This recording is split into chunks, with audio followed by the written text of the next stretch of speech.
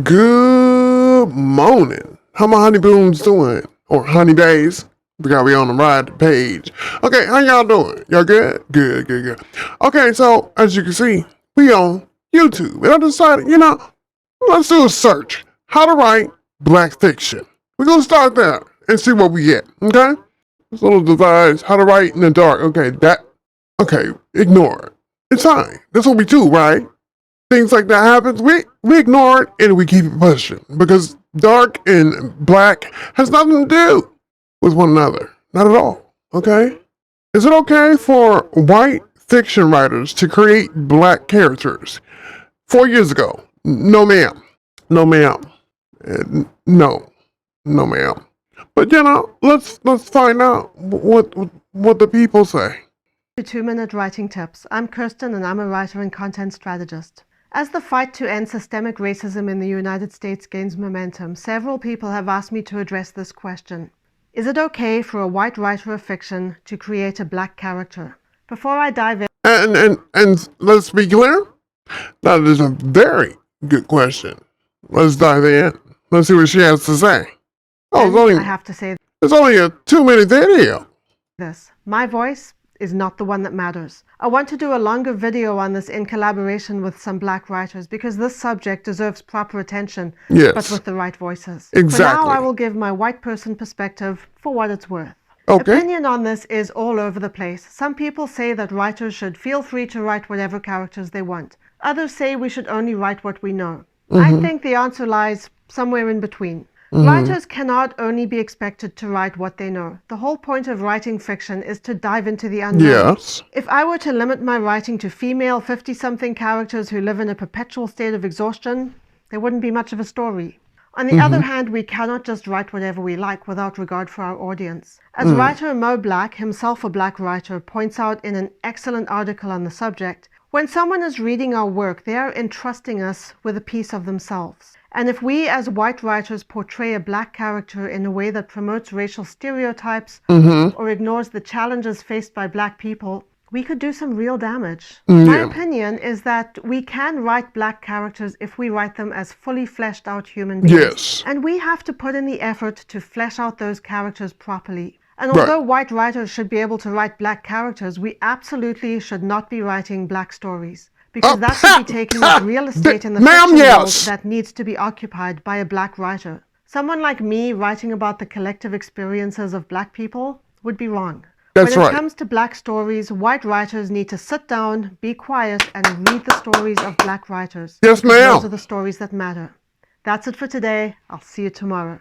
That's right. I'm sorry. Hey, she already took the words out of my mouth. There we go. Exactly. Now, let's read some more. She got 4 comments. That's okay. Let's see. Look at her, just offended. Saying I can't write a black story is bigoted and offensive. I am deeply offended. Of course you are, because you feel like, somebody's telling you that you can't do something. And we are. So, there you go, whining. I'm just saying. Yeah, whatever. Several of the primary characters in my fantasy novels. Several! Okay! Shall we give her a hand clap? Because she got several of the primary characters in her fantasy books are black. That's just like saying, I'm not racist. I have a black friend. Or I know a black person. No, ma'am. It is a story about people, some of which happen to be from that genre pool. You see, this is why we say no, because you say things like gene pool. That's even worse. I was about to say it sounds like gene pool. And exactly from that gene pool. You refer to us as a gene pool. That's what makes me upset. Seriously? That gene pool. This is the problem right here. That gene pool. If this is the quality of the device, I shall change the channel. Then change the channel. Because the thing is, You're not listening to what she is saying. Okay? That's your problem. You always want to turn the channel and you don't want to take in the advice that people are giving you because you feel like you know it all. And as soon as somebody tells you, no, you can't, then all of a sudden it's, what do you mean? You don't tell me now. Well, I'm telling you, no, ma'am. All right, so next one says, interesting topic. I think white authors can write black characters. If they don't know the culture, then they can do a little research. There's a fine line, and I think it works both ways. With black authors writing about white characters, for example, avoiding stereotypes and making sure the character is fully developed. I think it is more difficult to write from a perspective other than your own. But what is creative? What is creativity without a challenge, ma'am? Okay, hold on. I agree. It's like, I don't know, the Chisette people writing LGBTQ plus characters. We can do it, but we need to put in the work to make sure we handle the characters with respect. And it's important to distinguish between characters and stories. I feel that I can write a black character, but it's not my place to write a black story. Sure, absolutely. But here's the thing. It's like this. Let me give you an example of, let's talk about hair. Because, you know, I am a former licensed hairstylist. Okay? Now, in school, no, let's start back a little further. I've been doing hair, black hair, since I was 8 years old. Okay? Relaxers, you know, sets, curling, however, whatever, braids, Yes, 8 years old, okay? So I wanted to be a hairstylist. So automatically, when I went to high school, I already knew in the 9th grade what I wanted to do. And that was to complete the cosmetology program. And I did that in the 11th and 12th grade. And I graduated. Well, let's dial it back a little bit. I already knew how to do hair. But I needed a license, okay, in order to legally do hair for money. Okay? Okay. Now, at this time, back then, you did not need a license to braid hair. Because the hair you were braiding, you know what I'm saying? It was we did that. You see what I'm saying? That was our culture. We learned within our own family structure of how to do hair. We did not learn that in cosmetology school. What we did learn, however, was to do white people's hair. Okay? All right. So much so that in the 90s, 1989, 90, okay, our cosmetology class, us black girls, we pitched a fit. Because why are we only learning on white hair mannequins? So finally, they gave us Afro hair textured mannequins to work on. Yeah, so long story short, what I'm trying to say is, when I graduated cosmetology, I already knew how to work on black hair because I was taught it at home. I wasn't taught it in class. Yeah, we did mock relaxers. That's about it. To appease us and shut us up. Okay? Other than that, we wasn't about to be taught that either. Okay? So when I got out and got a job, I had worked at both places. An African American shop, and also I worked at a white hair shop. Totally 100% different from the two. But what I'm trying to tell you is, there was this one particular incident at the white salon I worked at, okay? 1991. Yes, they were very racist. The customers especially.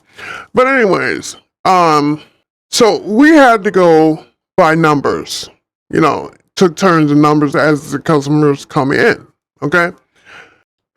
I did not like to do hair color because with hair color, with us black people, you throw it on, whatever you get, you don't throw a fit. If it come out, whatever, look, okay, that's fine. Don't worry about it. I can throw some temporary on this and then I can make it another color or whatever. That's how we do, right? But with white people, it was more of a science and I didn't like science. And, you had to look here. 9 times out of 10, you're dealing with lighter hair color. So whatever that hair color, whatever that base was in that hair color, you had to be careful because if it's a green base, their hair is going to turn green. If it's the red base, it's going to turn red. Whatever the base is, it's going to grab it. Okay. So basically, you had to mix this color with that color to get this. I mean, the whole color wheel. You had to figure it out. And you had to guess because they were just tinting their roots. You see what I'm saying? And you had to figure it. You had to figure it out. It was too much for me. But oh well. I told them, can y'all do this? Because I don't like to do it. It was just too much for me.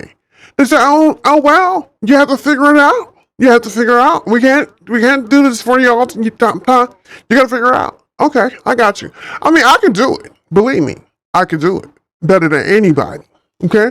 But I didn't like to do it. That was the difference. You see? Okay? So, okay, bet. One day, still sorry to this day, my sister, but one day, a black girl came in to get her hair done. And they look at me and they're like, oh, can you, go ahead and take this one?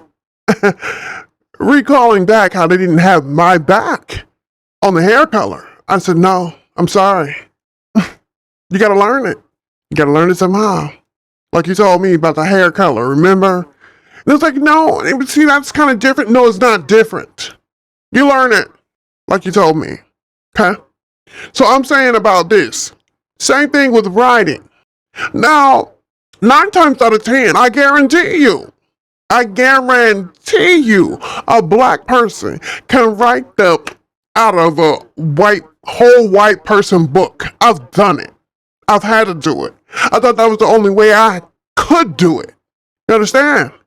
And it was not hard, but not harder than writing any other kind of book. But what I'm trying to say is because we live in that kind of world, we see nothing but that type of world. Your world. You understand? We had to grow up and take tests and fail tests that was centered around your world. So yeah, I can write your white character because I had to live side by side with you for the longest. And take it however you want to. Call it racist or whatever you want to call it. I don't care. Okay? I can write your story because I know your story. I had your story shoved down my throat my whole entire life. But you don't know mine. You don't even know my history. I don't even know my history. You understand? So therefore, when you want to talk about can you write a black character or tell a black story, no ma'am, you can't. You don't know about it. Because you ain't lived in my black shoes.